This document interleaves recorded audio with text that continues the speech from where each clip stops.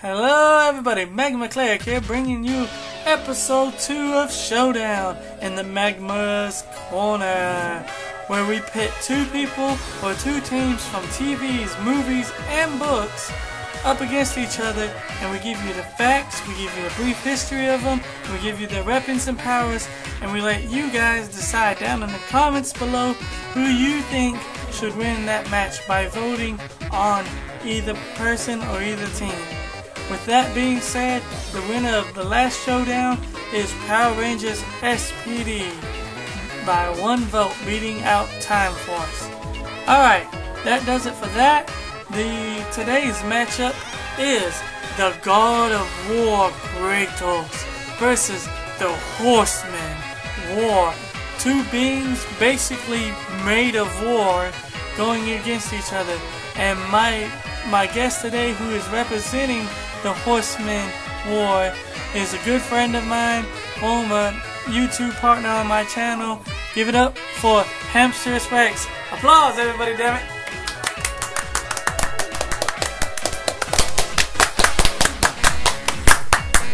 Hi.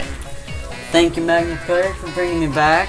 My name is Hamsterous Rex, with a P in the hamster. But you don't gotta worry about that.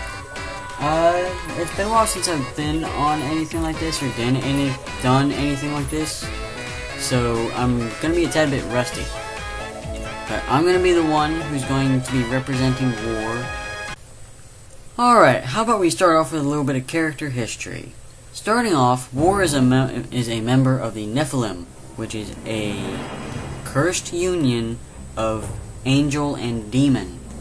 This is rather interesting in the fact that traditionally I've seen that Nephilim is usually just half angel and half human. Another thing is that since he is a member of the Horsemen, there are only 4 of them left. This is explained rather well in Darksiders 2 with the fact that War, along with the other Horsemen, actually turned on their brothers and sisters of the Nephilim and actually pretty much slaughtered all of them right in Eden, since the Nephilim were trying to take it and they had just gotten their powers and horses from the Charred Council. War is very honorable to the point where he actually will not fight an unarmed opponent if he has his weapon, and he doesn't like killing opponents that are weaker than him, with very few exceptions, I believe. He's quick to anger, as I said. He rarely talks at all, unless it's towards his brothers or the council. And of course, because he is the horseman that basically does represent war, as with his name implies, I really think he really would have an edge in most fights due to just simple experience. And I think that whenever he would actually, go full out, no one's going to want to be around him, as seen in basically the comics, books, and games. No, wait, book. Only one book. My bad. Anyway, moving on to the next category, which will be weapons. Alright, as for War's weapons, he mostly sticks with his sword, the Chaos Eater, up until he basically upgrades into the Armageddon Blade, which is basically a biblical, let's end everything type of sword. However, he does have an alternate weapon, which is the Tremor Gauntlet, which basically causes small earthquakes whenever you hit something with it. And his left hand is also basically a prosthetic limb that is, I think it's almost as strong as the Tremor Gauntlet. Other than that, his weapons include the crossblade, which is kind of a boomerang type weapon, except, it's basically one of Yuffie's weapons from Final Fantasy VII, just upped in size. There's the abyssal chain, which is kind of like a hook shot, but at the same time it can be used in combat, kind of like Scorpion's spear in Mortal Kombat, except without the cool sound effect. There's the abyssal armor, which War actually found during his time on Earth, basically improving all of his defenses and making it to where he takes considerably less damage. And it's also pretty cool in the fact that it kind of, hides his face to where he can't see it. You just see his tattoo on his forehead and his eyes, which is kind of badass. There's also my favorite one, which was Mercy. It's a replica of his brother's Strife's pistol. It has unlimited ammo. It may not do much damage, but as I said, unlimited ammo, and the hammer doesn't even need to be cocked for him to use it.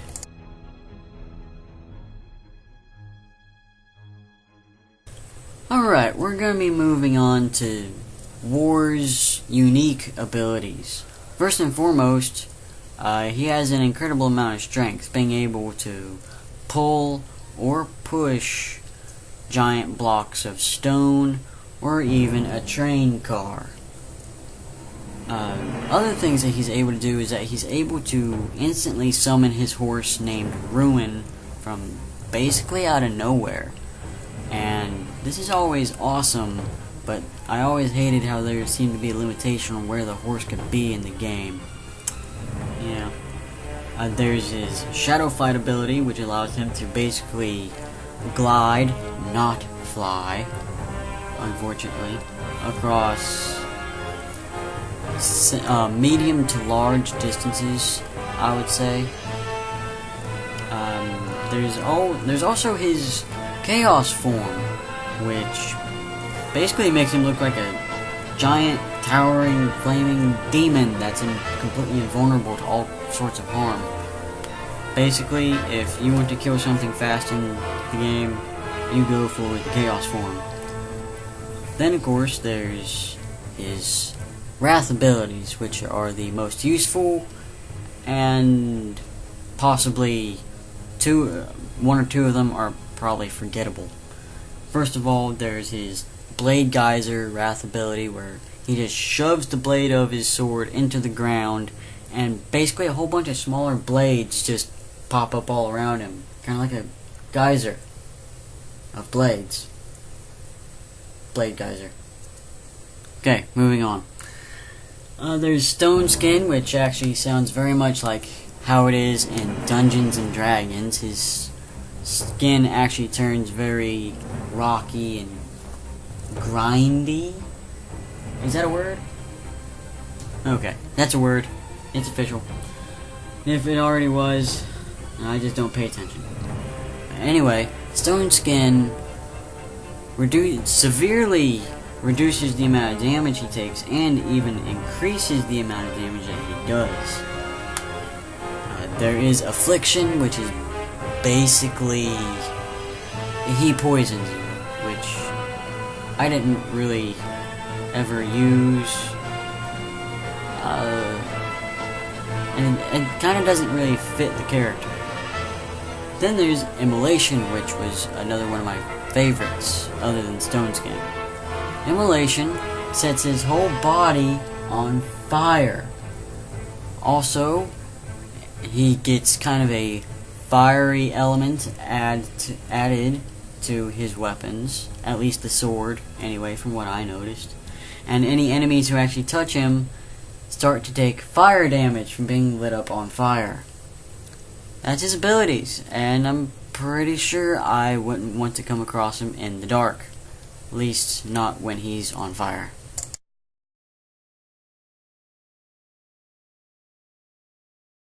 Kratos was the main protagonist and anti-hero of the God of War series. Born a Spartan and the son of Zeus and Callisto, two Olympian gods, basically. He quickly ranked up in the Spartan army, becoming a general before being betrayed by Ares himself, as killing his own wife and child and burying their ashes on his skin. That's right, he's really a family man on this one. So he extracts his revenge by killing the god of war himself, Ares, and becomes the new god of war.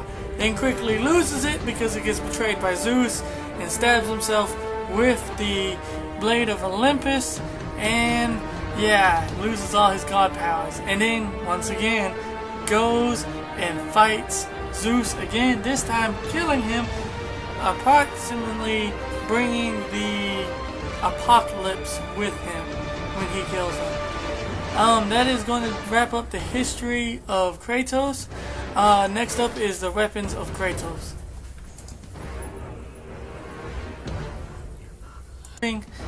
Ares, Kratos' main weapon was his sword. Under Ares' rule, Kratos' main weapon became the Blades of Chaos, a gift from Ares as a sign of his servitude.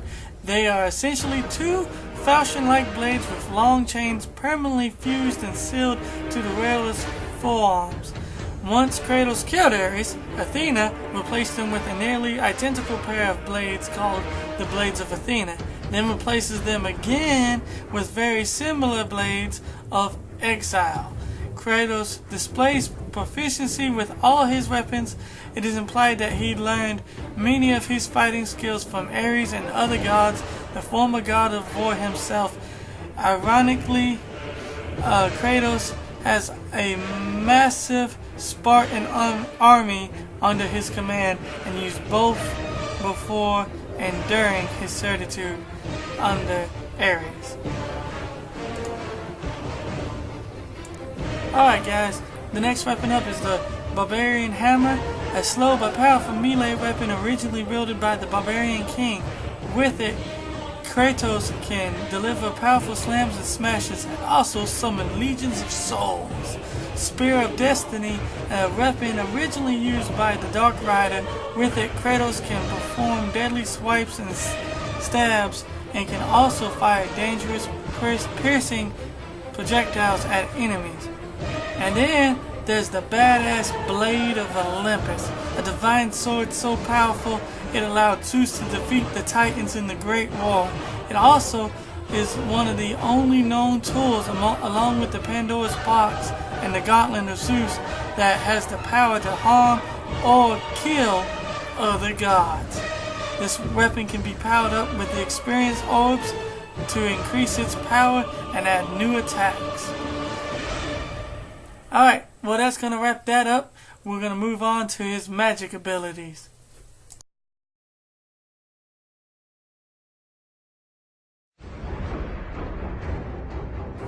Alright, he has many magical abilities that lets him summon or do awesome things. He has the Typhoon's Bane, a magical bow-like weapon that allows Kratos to fire rapid blasts of wind. Chronos Rage, an attack using electricity to strike multiple targets via orbs of lightning. Higher levels sped farther and attacks more targets. That's right, he can enhance it even farther.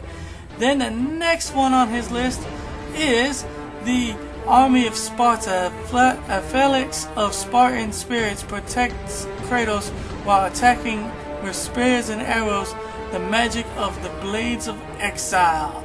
And then he has Soul Summon, the power of Claws of Hades, summoning the souls of various monsters to aid Kratos in battles. And that's just a few among his many magical abilities. So, with that being said, that's going to wrap up Kratos. Moving on. Alright, that's going to wrap up Kratos for entering the battle. And as I said before, it is up to you guys to vote down below in the comments whether you think Kratos would beat War or if you think War will beat Kratos. Speaking of which, I also want to thank my good friend here, my guest for today's show, Hamsterous Rex, for being on here. Anytime. Alright, so Hamsterous Rex, you were going for War, I'm going for Kratos. I still think Kratos has a chance of beating War. Maybe it's slim, but I think he has a chance. What do you think? I think Kratos should definitely put up a fight, but I think War will fight. Alright, well, like I said, it's up to you guys to vote down below. So check that out. That's gonna wrap it up, guys. As I said before, comment below on which one you think is gonna win, and then on episode 3 I will reveal who the winner of Showdown episode 2 is.